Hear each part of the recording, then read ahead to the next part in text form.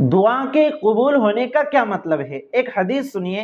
रसूलुल्लाह सल्लल्लाहु अलैहि वसल्लम ने इरशाद फरमाया, जो मोमिन बंदा कोई दुआ करता है जिसमें कोई गुनाह की बात ना हो, न कता रहमी हो, तो अल्लाह ताला की तरफ से उसको 3 चीज़ों में से कोई एक चीज़ ज़रूर मिलती है। नंबर 1, या तो जो उसने मांगा है वही उसको हाथों हाथ मिल जाता है, या फिर उस दुआ को आखिरत के लिए ज़ख़ीरा बना दिया जाता है, या उस दुआ की बदौलत आने वाली कोई मुसीबत और तकलीफ इस दुआ की वजह से रोक दी जाती हैं।